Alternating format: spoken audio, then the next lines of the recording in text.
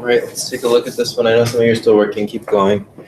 Let's set up our two plans to look at these two conversions. So in the one case, we have to get a volume. In the other case, we have to get a mass. So we have to get ounces to grams, and we have to get liters to milliliters. Not quite that simple, because we need to go through two conversions here. Kind of. Did anybody figure out a shortcut to just do one conversion here? It's like 26.8. Yeah, so that's one way to do it is to kind of convert first and figure out grams to ounces. But take a look at this, and if this confuses you, don't worry about it, but it can be helpful. The way I have it written on the board, we've got 454 grams is 1 pound, and then we've got 16 ounces is 1 pound. Another way to write that is to actually say 454 grams is 1 pound is 16 ounces. Those are all the same thing. 454 grams, 1 pound, 16 ounces, those would all be the same quantity.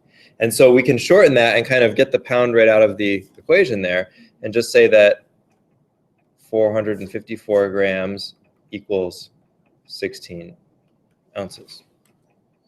So that's kind of a shortcut. If you didn't do that, that's fine. It doesn't matter. You'll still get the same answer. All right, so let's set up our conversion then. 3.15 ounces. We want to get rid of ounces and end up with grams. Our new conversion there tells us that there are 16 ounces in 454 grams. Or we could have two factors, one that went ounces to pounds, 16 to 1, and the other one that went pounds to grams, 454 to 1. Same thing. In this case, we can cancel ounces and end up with grams. This with my calculator here. So 3.15 times 454 divided by 16 is 89. We'll just say 89.4. So then the other side, we have to do the volume. 0.1173 liters. And we want liters to milliliters. So how many milliliters in a liter? 1,000, right? 1,000 milliliters in a liter. And we get 117.3.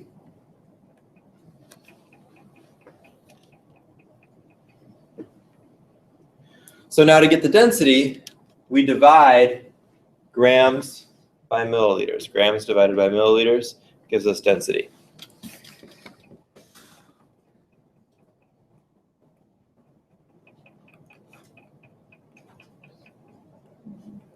So that's going to be 89.4 grams divided by 117.3 ml.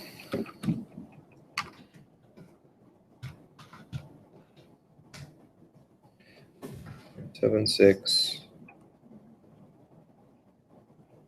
Oh, okay. Here's dragging a little bit here. 0.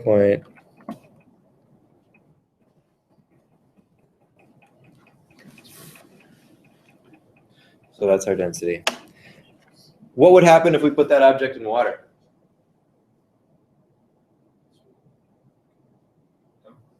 It'll sink or it'll float? Who says float? Who says sink? Down to the bottom. Float. How do you know? The density of water is like 1. Yeah, density of water is 1.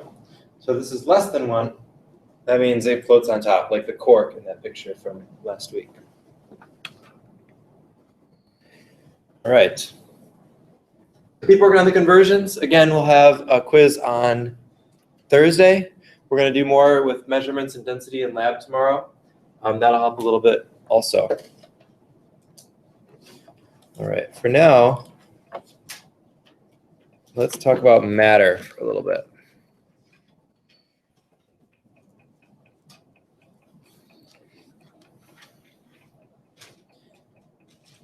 last time we defined density as the space that some matter takes up. But let's actually look at defining matter and kind of sorting matter today. We can broadly divide matter into two categories. Do we know what they are? Okay, good. It's all new information. In fact, I'm going to move my word over to the middle so we can kind of make a chart.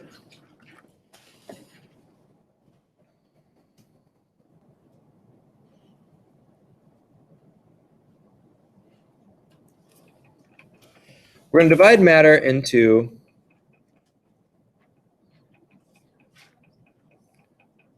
pure substances. And what do you think the counterpart to that is?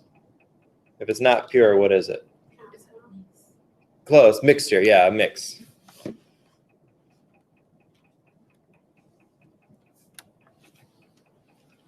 So matter is split up into pure substances, things that are pure, just one thing, and mixtures, things that are multiple things. All right. Further, we're going to break this down a little bit further. Pure substances can take two forms, and this is specifically in chemistry, specific to chemistry. I'll talk about why that is in a minute. We have elements, and we have chemical compounds.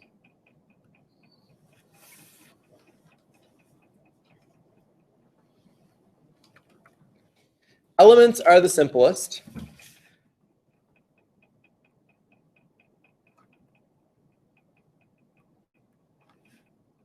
They are made up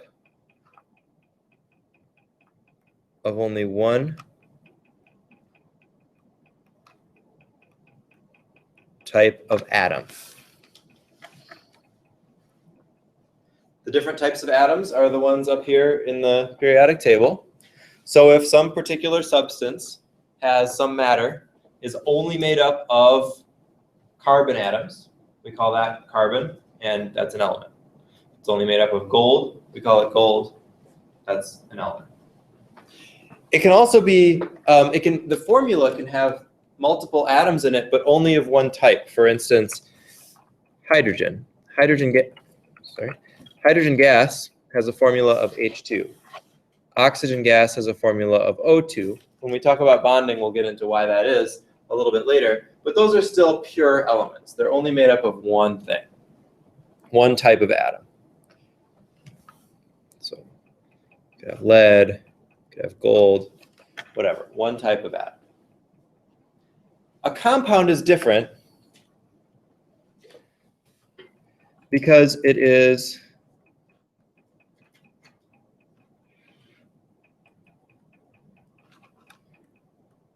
two or more types of atoms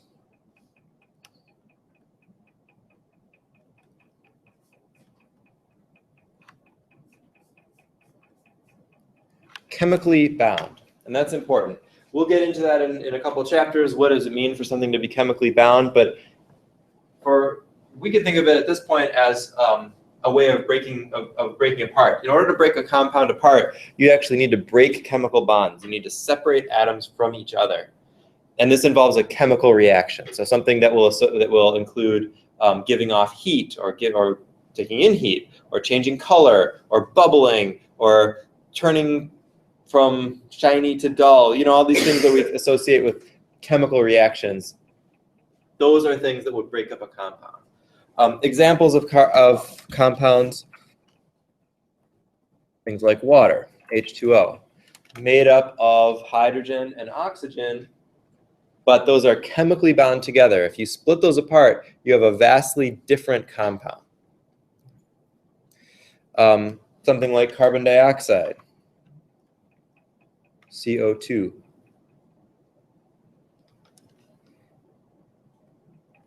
NaCl, which we call salt, sodium chloride.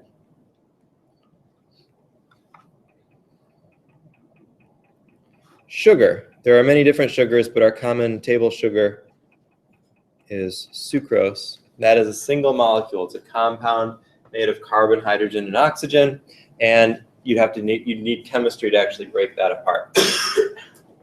This is probably the trickiest word in this whole thing that we're going to do, because compound has another meaning outside of chemistry, which is when you just kind of put things together.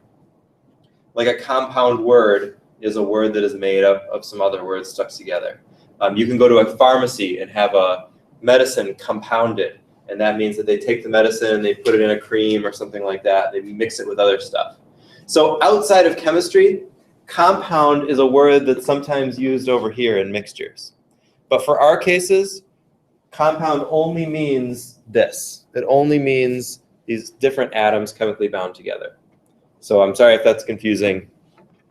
I'll have to try to keep that straight for in here. So those are all the pure substances. Any questions about that? Biggest mistake I see in those usually is people thinking that a compound is a mixture because it is made from multiple atoms. A compound is still a pure substance because the chemical, the fact that those atoms are chemically bound make it different from those atoms being bound in a different way. So then we'll look at the other side, the mixtures. We'll define mixtures also in two ways. Give ourselves a little space here.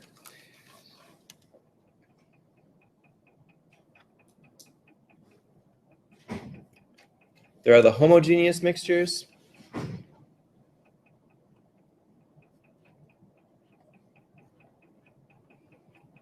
And the heterogeneous mixtures.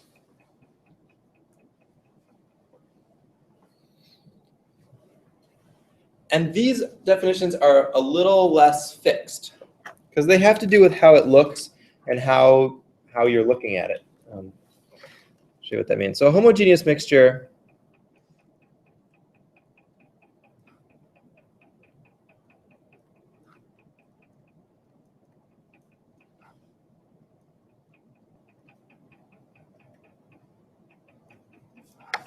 uniform composition throughout, meaning it's the same all the way through.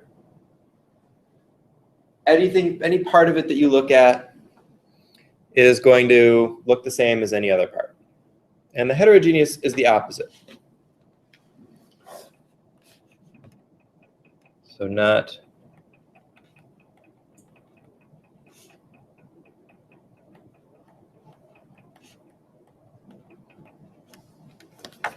uniform composition.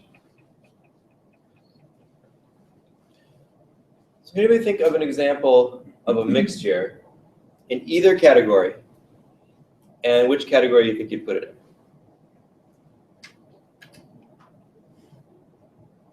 in? Is it like H2O, like a heterogeneous?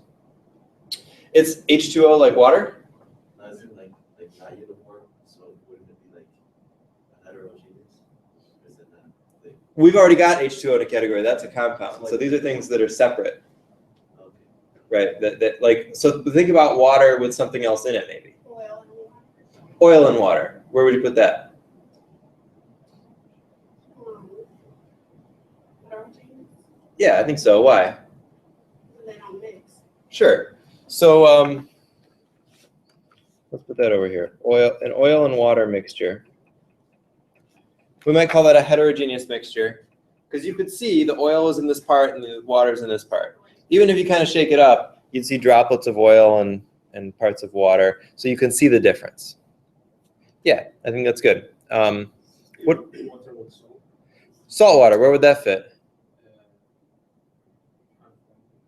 Yeah, that would be on the other side.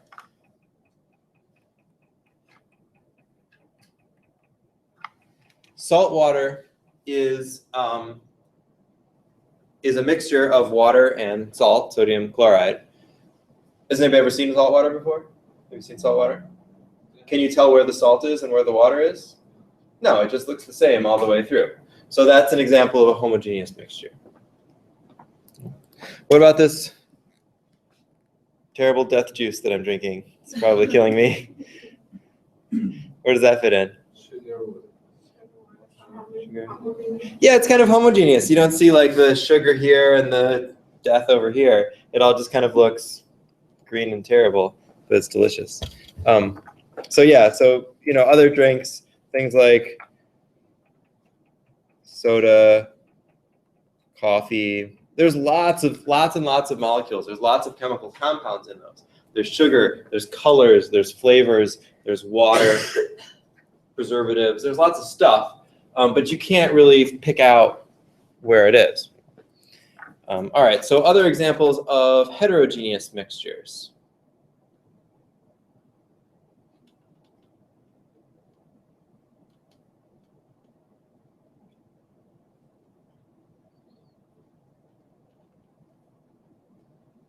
It could just really be anything. Can it be butter? Butter Butter. and water, or butter and I don't know, milk, something like that. Okay, I thought that's what you say, but I thought that's what you said. But is it do you put butter in water, or are you just thinking about that? No, because butter is Yeah, upside. It's not mixed with water. right. So it'd stay on the top. Mhm. I think that's right. I've never had butter in water, but sure. Butter with water. Let's try it. Yeah, or really anything. Like, what if you put, so we've got coffee over in homogeneous, right? Because you can't see all the different things. But what about coffee with rocks in it? Again, not delicious, but if you took some rocks and you put it in your coffee, you could see there were rocks. They would be sitting on the bottom of your coffee. That would be heterogeneous. This class would be a heterogeneous mixture. And we don't have to just think about liquids either. What about air? Where does air fit in here? Homogeneous? Yeah. What's in air?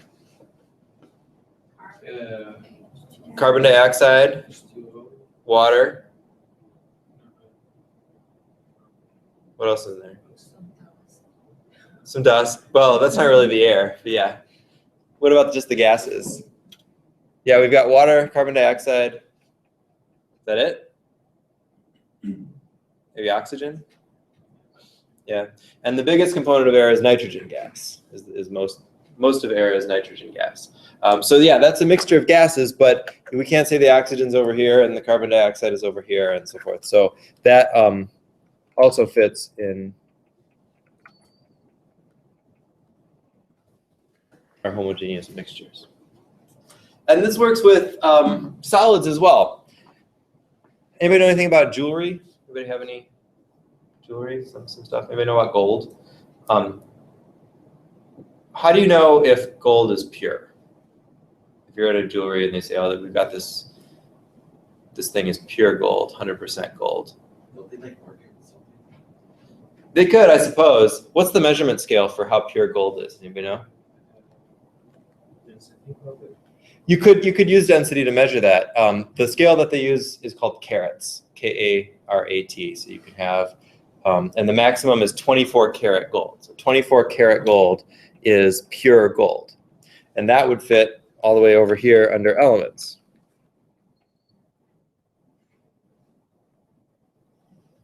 So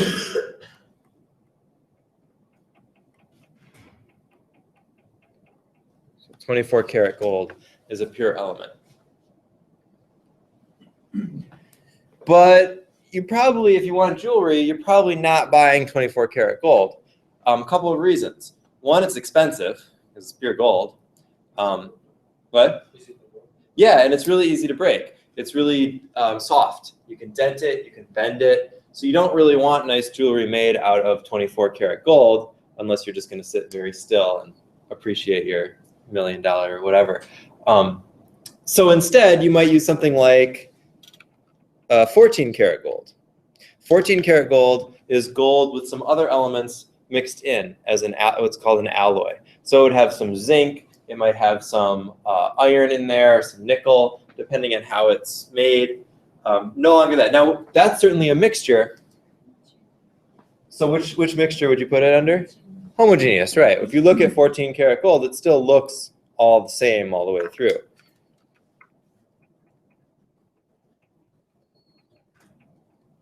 Because of that other stuff that's in there. And putting that other stuff in there makes that gold much, much stronger, much less likely to break and bend and deform. So that makes for much nicer jewelry. And when strength is really a concern, like the little pins that hold a diamond in a diamond ring, those might even be made of a lower gold, like 10 karat gold, because that can make it even stronger to really help it hold that diamond in there. All right, so here's our 4 categories of matter. You should be able to categorize a given substance in one of those or the other. So let's practice that.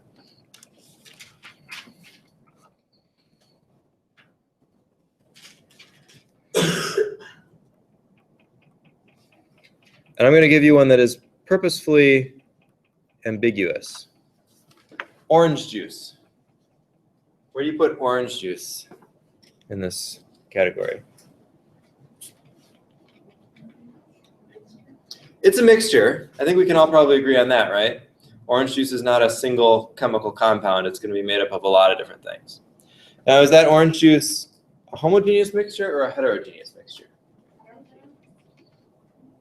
Okay, we got some different opinions. So you said hetero? Why? Because of the pulp that's in there. Because of the pulp, the little bits of orange. Yeah. Anybody say homogeneous? Yeah. Maybe it's just like you should have some of the formulate. Right, so maybe- It's coming like a testing future like sugar. All right, so there's like a sweetness to the orange juice. It kind of depends on what your orange juice is, right? If you're drinking freshly squeezed juice straight from the orange, it will have this pulp in it, and that is clearly a separate part from the others and makes it homogeneous or heterogeneous because there's the pulp part, the solid part, and then the liquid part.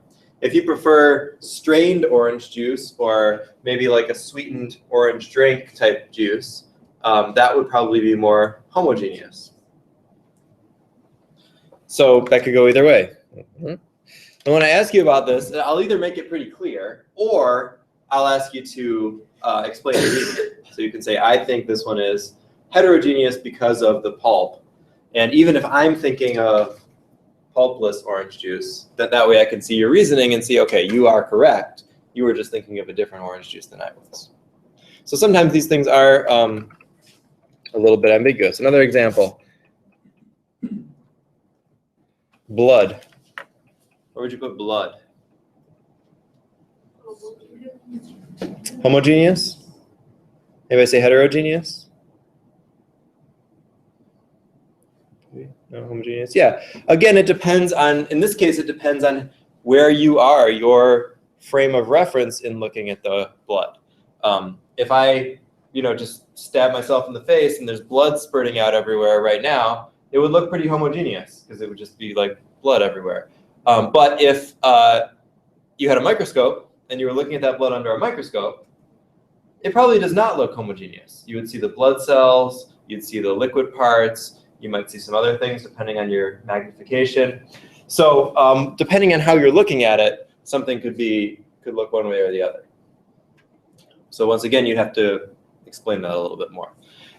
Elements and compounds, on the pure substances, there's usually not quite so much of a controversy about it or an ambiguity about it. If it's an element, it's an element. It's just got one kind of atom. If it's a compound, it's a chemically bound compound, and that's pretty much it. Any other questions about those? We'll look at this a little bit more on in lab tomorrow when we actually do some chemical changes. Because another part of this is that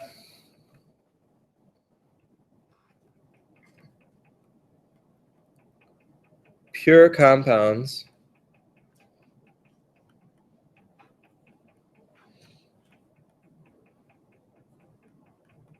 can only be separated by chemical means, what we would call reactions.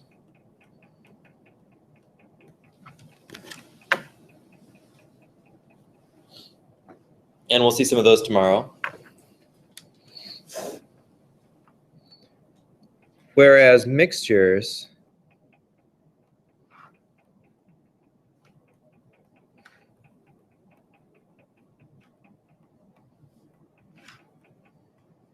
can be separated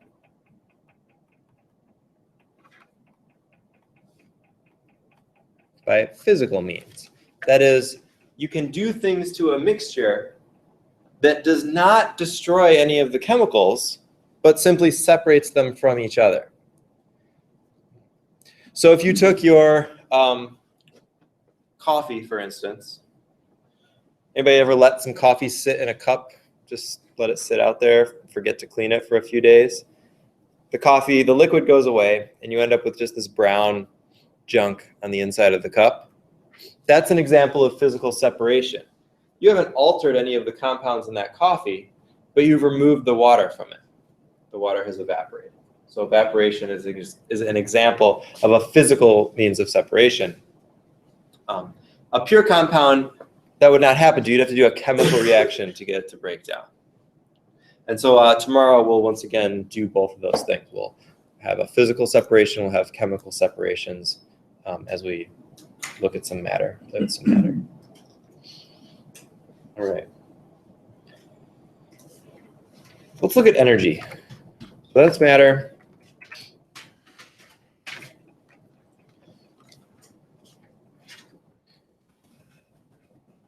Now we should look at energy.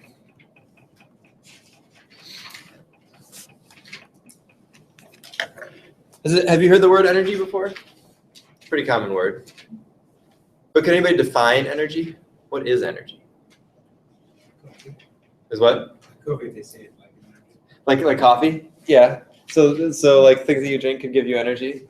But like, yes, what is it as a concept? What is energy? something to you, that's all. That's pretty close, yeah. It's a capacity. It's a capacity to do work.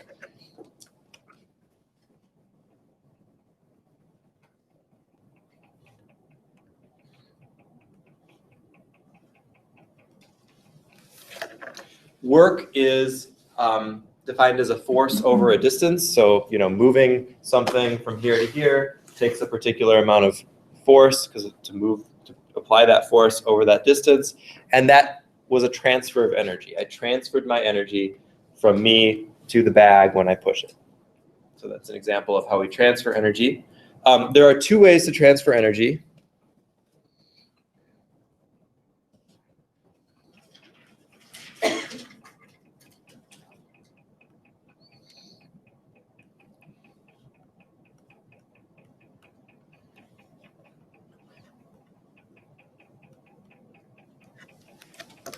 Work is one of them, and we'll leave that to physics. So we're not going to talk too much about work. But heat is something that we certainly encounter a lot in chemistry. So if I have some energy and I transfer it via heat, that means that I get colder, and whatever I transferred my energy to gets hotter. That's pretty straightforward. Okay?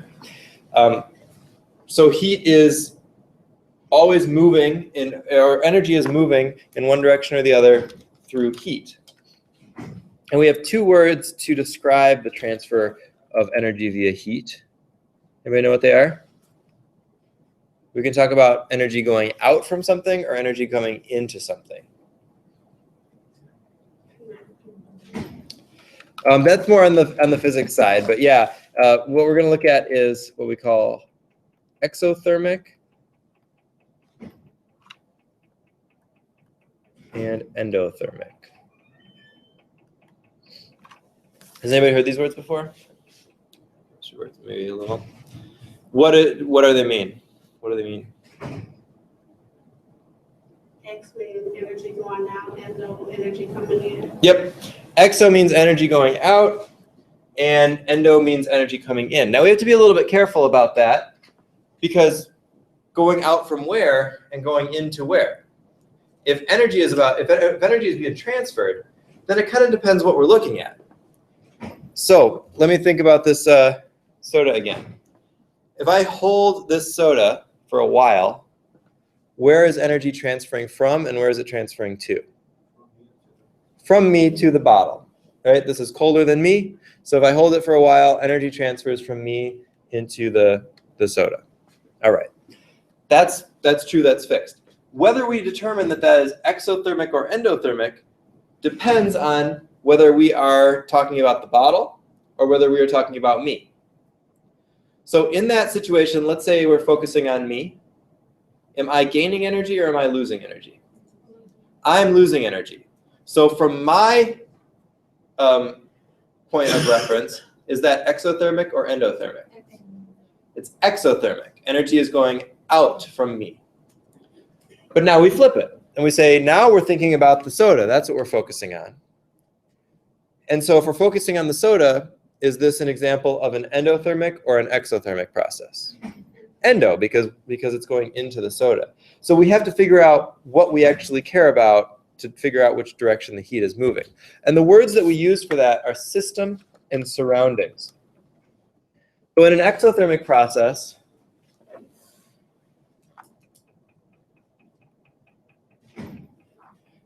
energy flows from the system, from the system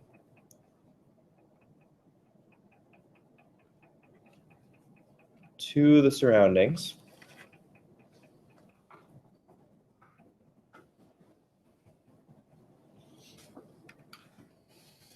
And endothermic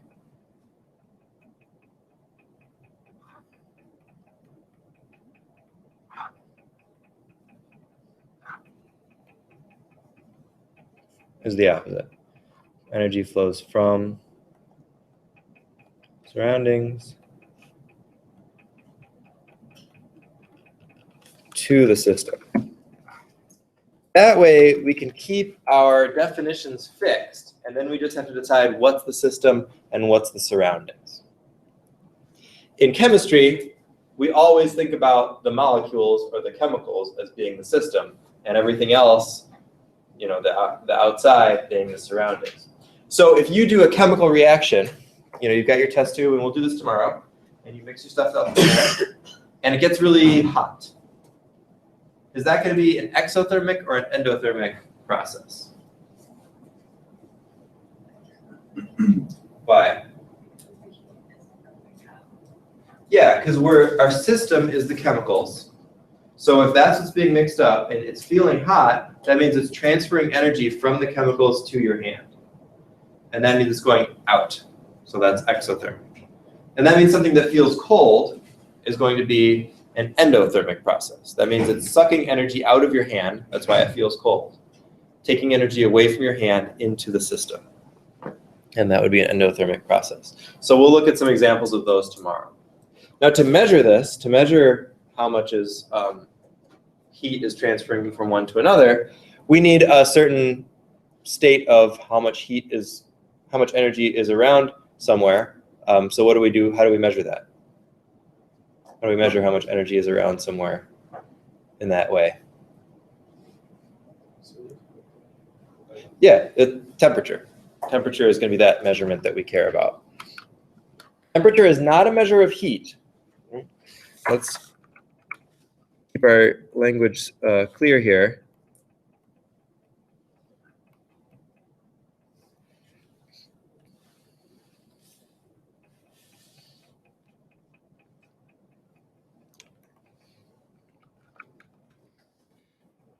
And I'm going to be I'm going to use this word correlates. Temperature correlates to average energy. It has to do with the molecules moving around and how much they're moving around. So it's not a direct measurement of that, but it's a way of saying, is it hotter or is it colder? That's how, we know that's what temperature is. It doesn't measure heat. Heat is the transfer of energy. But we can take a temperature and then see if the temperature goes up or goes down and figure out if energy has been transferred, if heat has been gained or lost. So let's look at our temperature scales. What are the main temperature scales that you know about? So you want to give me one? Kelvin, Fahrenheit, Celsius. That's the three. Good. I'm going to pull up this picture because it's nice to see this stuff in a picture.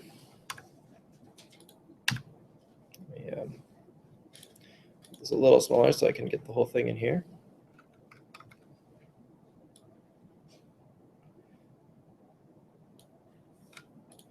We're going to use all three of these temperature scales in this class.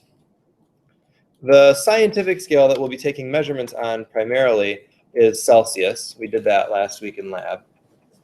The Fahrenheit scale is useful because that's kind of the more familiar scale in this country in terms of weather and things like that, cooking. So we'll have to convert a little bit in that way.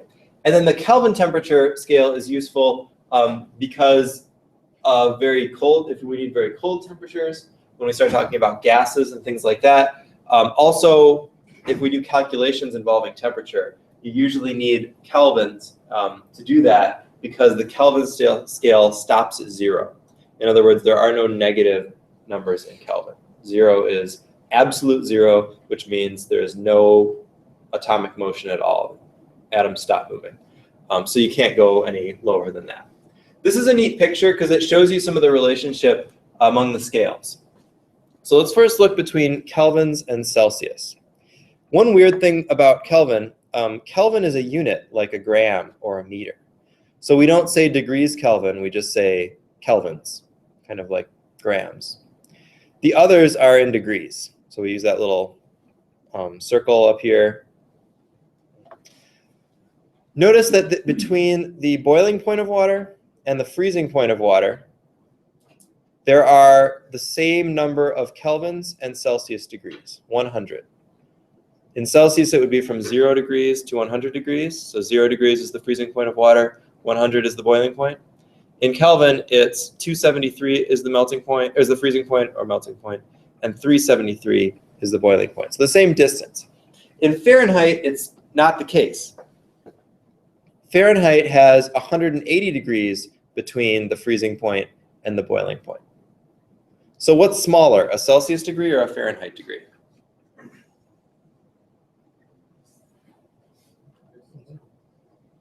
The Fahrenheit degree is smaller because there are more of them to go the same distance. And you can see that in the picture. There's more little ticks here than there are here because you're going to 32 to 212. All right. The other nice thing about this is it gives you some good landmarks here. We're going to talk about temperature conversions, how to convert from one temperature to the other using some equations. And if you get those kind of mixed up, kind of like what we were talking about with these problems, if you keep these landmarks in mind, you'll have a good sense of whether you're right or wrong. So you should know the freezing point of water, the boiling point of water, and normal body temperature in all three of these scales as kind of a baseline. So normal body temperature is about 37 C, about 99 F, 98.6. Freezing point of water, 0, 32. And let's look at how to actually convert among these three scales. The easiest conversion is between kelvins and Celsius because the degrees are the same size.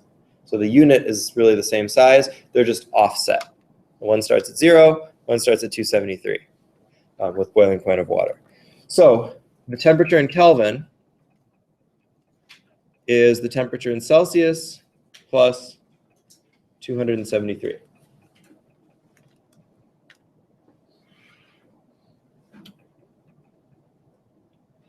That's pretty simple. You do not need to memorize these equations. These equations will be given to you, but you do need to know how to use them.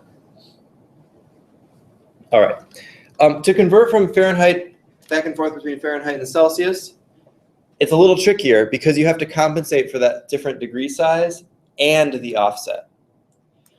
Boiling point of water is 0 degrees C and 32 degrees F, or sorry, freezing point, 0 degrees C, 32 degrees F. And there's more degrees to get to the boiling point in F than in C. So it's not as simple as a conversion thing where we just cross off the factors. We have to use an equation that does both of those things at the same time. And that equation looks like this. The temperature in Fahrenheit is 1.8 times the temperature in Celsius, and then you add 32. And you have to do it in the right order. You have to multiply by 1.8 first, and and then add 32. That's because, again, there's 180 Fahrenheit degrees for every 100 Celsius degrees. So if you have a degree in Celsius, you have to multiply by 1.8 to compensate for that. The opposite of that equation, if you solve instead for the temperature in Celsius, you could do the algebra and just rearrange it. And that comes up with, then you'd come up with, oops. Celsius temperature is the Fahrenheit temperature minus 32, and then that whole thing divided by 1.8. Trickiest thing about these is you have to do them in the right order. And simple four-function calculators don't always do them in the right order if you just plug it in that way, because you need to do the subtraction before the division in that last one, and you need to do the multiplication before the addition in the middle one. So make sure that you're doing that as you practice these conversions, or you can end up with the wrong thing. So let's try this.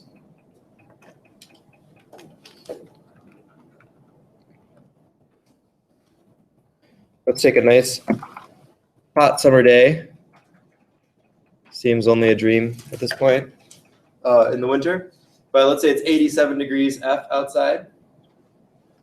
See if you can convert that both to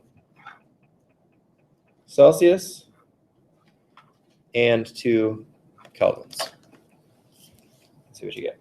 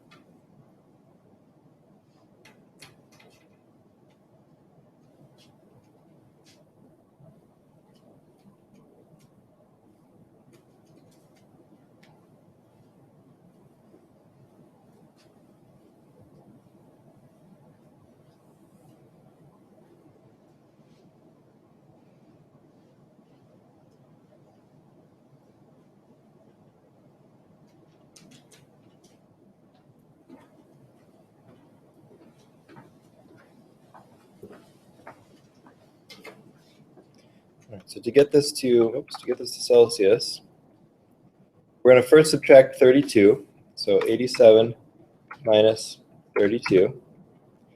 Make sure you do that first. And then divide by 1.8. What? 30.5. And then for Kelvin, we add 273. So from Celsius to Kelvin, just add 273. So that gives us 303.5. And notice there's no degree there. It's just kelvins. Having this kind of these landmarks in the scale can help you, because let's say you forget or you put something in the calculator wrong. Let's see what happens if we make that mistake. One thing that will happen sometimes on a calculator is if you just type in 87 minus 32 divided by 1.8, it will do the 32 divided by 1.8 first and then subtract it from 87. So let's try that. Let's see what we get. 32 divided by 1.8, 17.7. And I think I can, and let's say we have that 87 minus that, we'd end up with 69.2. So if our calculator did it wrong, you could end up with 69.2. If you're thinking about your scales, you can see that that doesn't really make sense. If we know a hot day outside is 87 degrees F, right? Body temperature is 98.6. Body temperature in Celsius is 37. So this should be a little bit less than 37. If we get 69, we know we did something wrong because that's way higher than body temperature. Then we can go back and plug it in again. So when you're doing these conversions, think about where is this temperature? Is this around body temperature? Is this around the boiling point of water? Is this around the freezing point of water? Whereabouts is it? And then when you convert it, it should be similarly around there. That's hard to do with Kelvin because we're not used to that scale, but with Celsius and Fahrenheit, we should be able to do that just to kind of check ourselves. All right, so any questions about temperature? Okay. I think we'll stop there. And so tomorrow for lab, tomorrow's our first kind of real lab because last week was just starting. So make sure that you have completed the pre-lab questions to the best of your ability. Remember, they don't have to be perfect, but you do have to try them. Bring them in completed at the beginning of lab. And any of the rest of lab 1 that you didn't turn in last week can be turned in tomorrow as well. Make sure you bring your printed out instructions and dress appropriately, no sandals or above the knee shorts, and we should be good. And let me know if you have any questions.